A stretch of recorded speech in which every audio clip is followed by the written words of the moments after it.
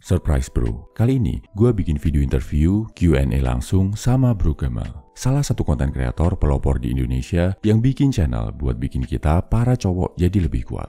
Langsung aja simak interviewnya.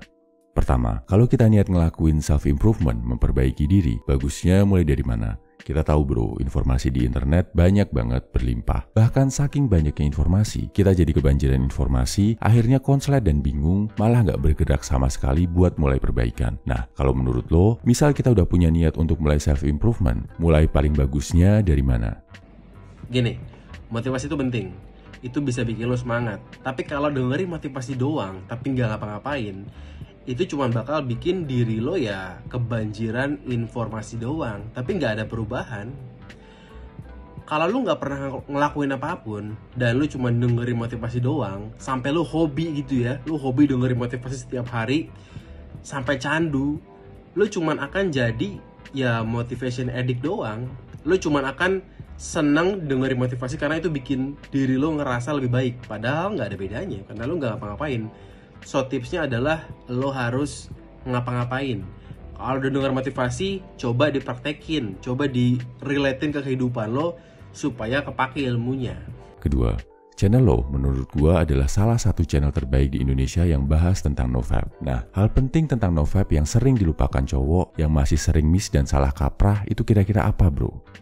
Kalau ngomongin nofap ya, nofap itu sebenarnya apapun caranya, apapun motivasinya dari orang lain, sebenarnya yang paling penting adalah motivasi internal. Sebenarnya niat lo itu yang paling penting. Gimana lo bisa bikin lo itu mau berubah, karena nofap itu bener-bener candu paling tinggi sejagat. Itu menurut gue itu susah banget untuk ngerubahnya. Kalau lo nggak niat dari diri sendiri, mau dengerin motivasi dari Beckham pun kayak, mau dari Dr. Boyke pun kayak kagak ada gunanya gitu.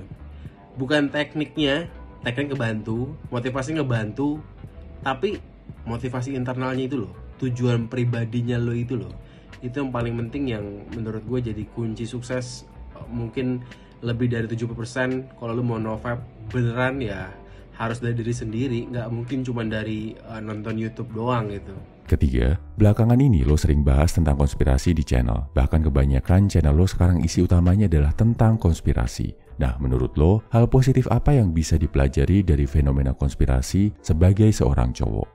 Iya, channel gue di YouTube mungkin udah 6 bulan terakhir bahasnya full tentang teori konspirasi. Kenapa?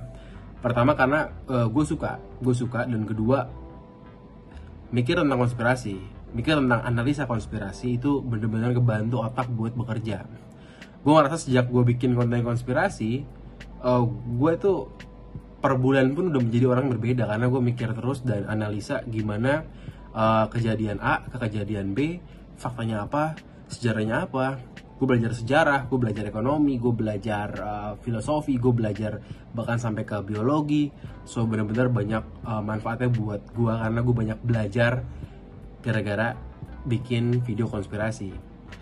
Konspirasi itu sebenarnya bukan tentang tipu-tipu seru-seruan or gimana. Konspirasi ini sebenarnya adalah tentang teori yang membuat lo bertanya, teori yang membuat lo kritis gitu. Sejak gue bikin video konspirasi, gue ngerasa gue lebih kritis. Dari segi bisnis pun gue ngerasa gue lebih kritis, gue lebih menanyakan hal-hal banyak gitu, dibanding kayak dulu yang sekedar nerimo-nerimo aja. So banyak manfaatnya sih. Keempat, gue termasuk cowok yang sama sekali nggak aware tentang pentingnya pakai skincare buat cowok bro. Sejauh ini, gue pakai skincare mulai dari sunblock, face wash, sama lotion buat habis berenang, itu pakai punya istri, dan sejauh ini nggak ada masalah sama kulit gue. Nah, bisakah lo kasih pencerahan pentingnya pakai skincare khusus cowok? Terus kalau masih nol banget kayak gue gini, bagusnya mulai dari mana? Sebenarnya kalau ngomongin skincare, gue yakin kita semua pernah skincarean, karena ya pakai sabun badan pun sebenarnya udah skincare. Cuman yang jadi pertanyaan adalah skincare yang level mana nih? Karena kalau cuma sekedar sabunan itu skincare, kan ngerawat kulit juga kan, tapi ya mungkin level paling basicnya lah. Jadi kalau kita mau dari mana mulainya, lo udah mulai. Tapi kalau lo mau menyembuhkan jerawat misalnya, ya lo harus lebih rutin, nggak cuma di level yang paling basic aja. Basic itu sabunan, sampoan, sama sabun mukaan. Bahkan kadang ada orang yang sabun mukanya pakai sabun badan. Ya itu skincare juga sih sebenarnya. Cuman efeknya nggak bagus gitu. Kalau dari saran gue adalah buat yang mau nyoba nih, yang masih basic banget, yang bener-bener nggak mau pusing, nggak mau jadi ribet, yang paling penting itu 2. Itu sabun muka. Pakai sabun muka beneran, jangan pakai sabun muka yang buat badan. Jangan pakai sabun badan maksudnya, karena kalau pakai sabun badan ke muka itu bakal bikin muka kering dan akhirnya jadi banyak masalah. So pakai sabun muka itu wajib sehari 2 kali atau 3 kali, dan sunscreen. Kelima, perbedaan interaksi dan dinamika antara cowok dan cewek setelah menikah dan saat masih relationship itu apa bro? Termasuk dari hal-hal yang lo jelasin dalam menghadapi wanita di YouTube dan TikTok. Mana yang masih berlaku saat kita udah menikah, dan mana yang cuma berlaku saat kita masih tahap relationship atau PDKT. Kalau pengalaman gue pas nikah sih sebenarnya apa ya?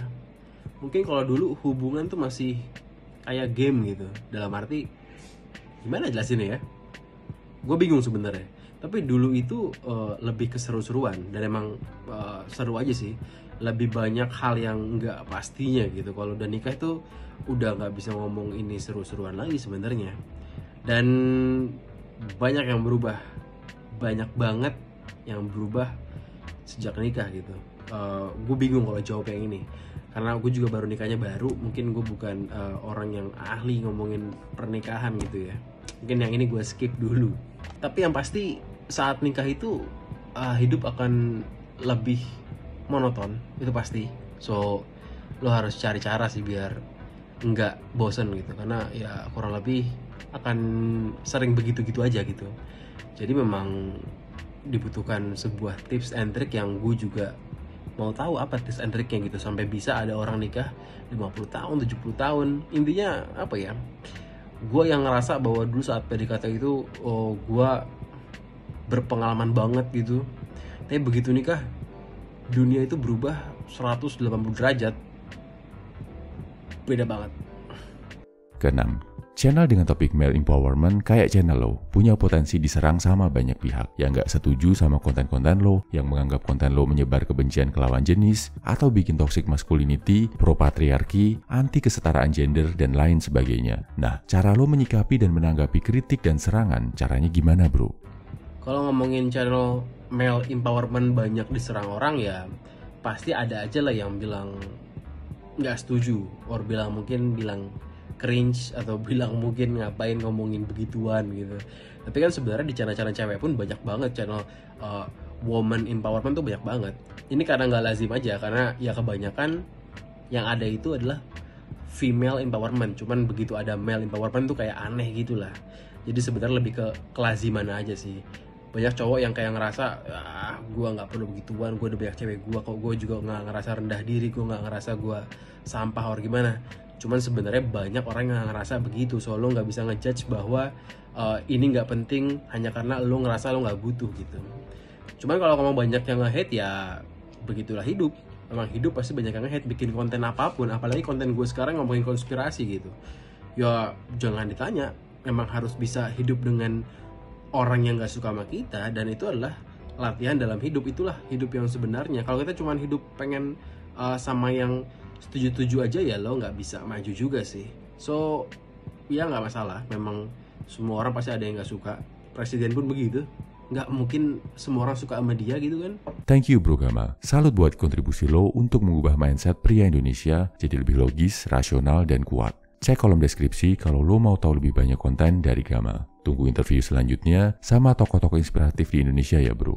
Salam high value man, semangat bro.